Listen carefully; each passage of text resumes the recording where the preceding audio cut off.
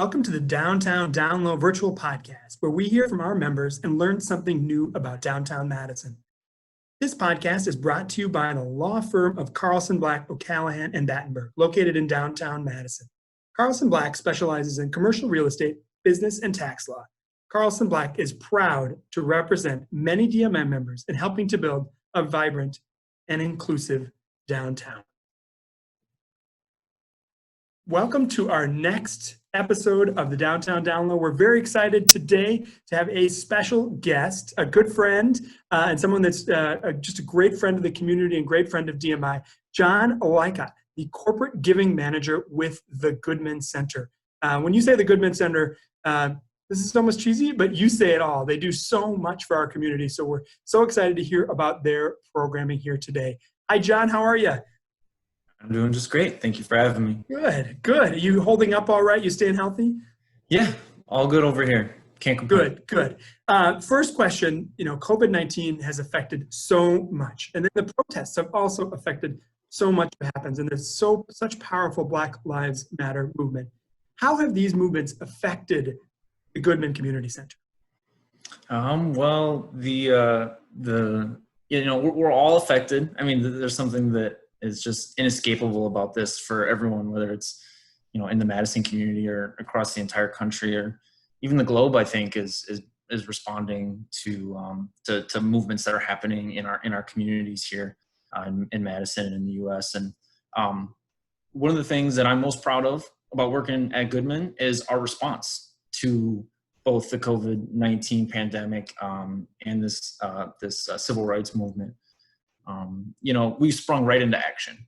I know that there's some folks that were kind of springing into the spotlight, and I'm just so proud of the way we worked to figure out how to meet the people where they're at and start serving them in a time that they needed us the most. So, we started doing meal deliveries to the children and families who weren't able to come to our programs. So we're going to neighboring areas of the center and making sure they're getting meals delivered to them in a safe way. And we had that up and running the very next week after the first order. And within 2 weeks, we had a drive-through food pantry.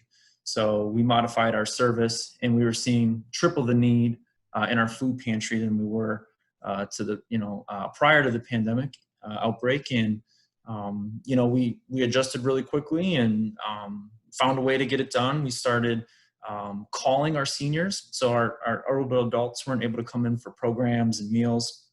And we started calling our seniors daily.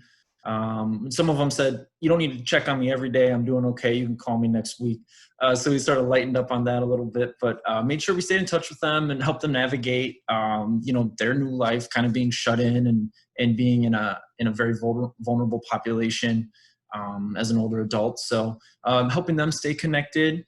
And eventually we started doing like virtual sessions with our youth, and we kind of slowly built on that. Eventually staff started coming back and planning for youth to be in the building, and we just started doing that a few weeks ago. I can't remember the exact date, but late June, I want to say June 22nd. We brought children back into our facilities at a reduced capacity. We spread out in our gorgeous facilities, and have been doing things safely so far, and we'll continue to do that and keep helping folks. And we've done back to school supply drives. We've done all sorts of stuff to kind of make sure we're meeting the people who need us the most. It must be hard to be a community center in such a huge community center in our city right now, when everything has to be virtual and the world has changed. But it really sounds like you've made the adjustments and to continue to serve our community.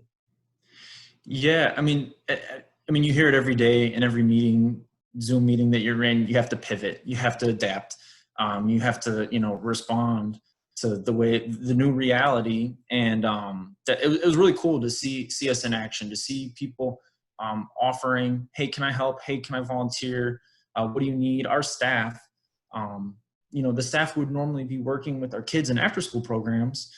That was one of the ways we kept them employed and avoided having to furlough them, was they would adapt and start working in our food pantry, start delivering meals to families, picking up donations at at restaurants or grocery stores, or, just kind of doing whatever it took. It was all hands on deck, and people really stepped up and helped us out. And I think that's one of the things that that lends us as a good option for folks in need, is they can trust on us, they count on us, they can depend on us to be there for them in the most critical of times. So it was really fascinating to see us step up.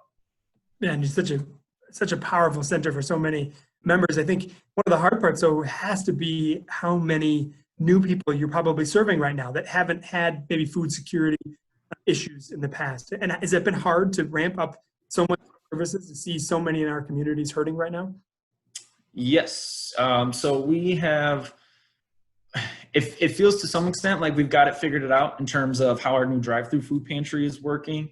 But the first month or so, we were building the plane as we were flying it, and just figuring it out as best we could. There were a lot of challenges in terms of just food procurement.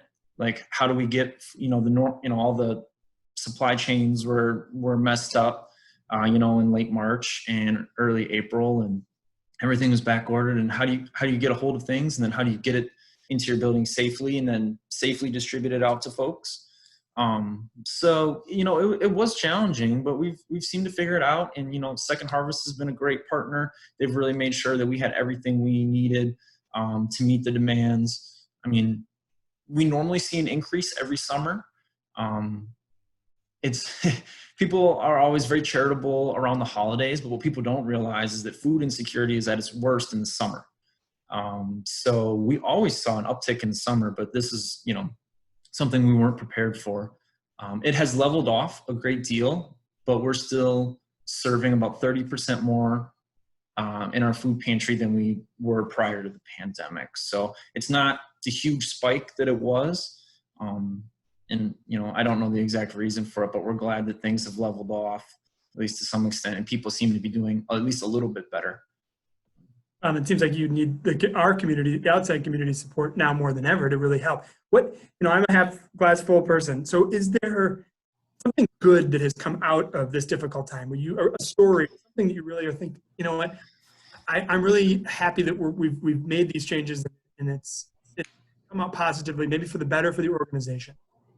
Well, one of the things that I think that we've gotten out of this is I almost feel more engaged with our donors and our supporters than I ever have been in my 8 years at Goodman. I feel like the messaging we're putting out on our digital content, our emails, our social media, we've never had a better response from the community than we have right now. So it feels more so than ever like people are listening to us. Not that we doubted they were listening to us before or paying attention. I mean, we've had great support from the community. We wouldn't be where we are without it. But it feels like, like we can mobilize an army. Like truly, we did a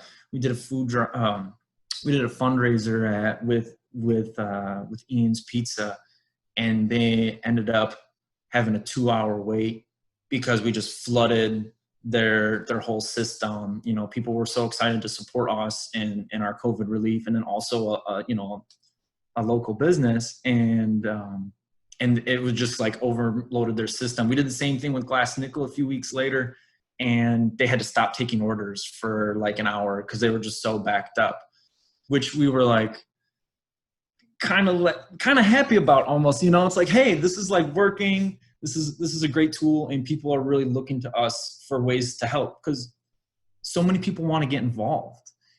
So I this question leads me to a couple of short stories, if I may say a quote or two. By all means, absolutely. So one of the coolest things about this is people are leaving notes. So people will make donations online, and there's an opportunity to leave a little note about anything really. And some of those things were just what kept us going. So some of those folks that had to be there in March and April and keeping the ship afloat, seeing these come through was just like really inspiring. So I saved a few of these because I thought that I might have an opportunity. Where we are here now. Heartfelt thanks for the opportunity to pitch in and help you guys help others. That was a big thing that we saw. Like, people were looking for a way to help, and we were sort of like a vehicle for people in the community to do something about this, because they had the means to help, but they, didn't know how to do it. And we gave them that opportunity. So thank you so much for the work you're doing in our community. Although we can't help in a hands-on fashion at this time, we hope this gift can help some of the programs Goodman is offering for families in this difficult situation at this time. I saw the Goodman Center van outside my daughter's apartment today, handing out free meals to the kids who aren't in school. Warms my heart to see such involvement in the community. And the last one, I saved the best one for last. I'm in 3rd grade and I'm giving money I have saved so I can help during this time of the virus. I think it was like $17 or something. It's just like the ways that people are just showing their love for the work that we're doing. It's been awesome. So I know it's kind of to answer your question there, but no, that is, I'm almost in tears. That is awesome to hear about how our community has stepped up to help everyone in our community. There are unfortunately so many people going through tough situations right now, but to know that the team at Goodman are there is powerful. And I think that, leads us to the obvious question. What can we do as DMI and our members? What can we do to help right now? Yep. Well, it's, probably the most obvious way to help is with a financial gift. It's no secret that all nonprofits need funding to support the good work that they do. Like many other terrific causes, we need the support more than ever. We are, expecting a budget shortfall for the coming fiscal year. Like everyone really, I'm sure, businesses are struggling. There are only a few who are thriving right now, and many industries are struggling, but there are some ways you can, support, even if it's not a huge monetary gift.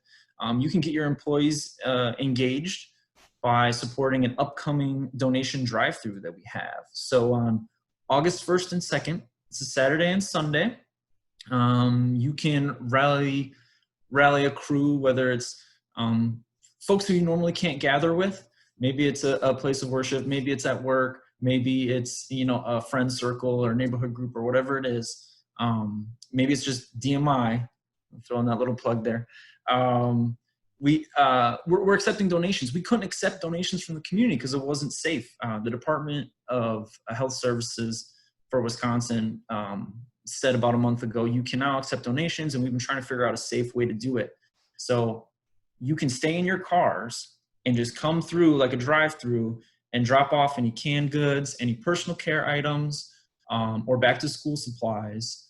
And we will safely handle them, sanitize, and store them and we have to store them for 12 hours. We're going to store them for 48 hours before distribution. So we're going above and beyond the protocols recommended. But so it's an opportunity for folks to, quote unquote, gather, kind of come together and do something to help. So that's a great way to get involved. Well, Madison, I think we all know what we're doing on August 1st and August 2nd. We're helping, because they've been helping out so many of us during these times of need, but really so many of us for how old is the Goodman Center now? Didn't they just have an anniversary? Our 70th anniversary, I think. We've been around a long time. A long time. Yeah. It's awesome. Well, I cannot thank John Lica enough, the corporate giving manager for the Goodman Center, for joining us today on the Downtown Down Low. Thank you very much for joining us. I hope you join us soon for another great episode. Have a great day, and thanks for being here.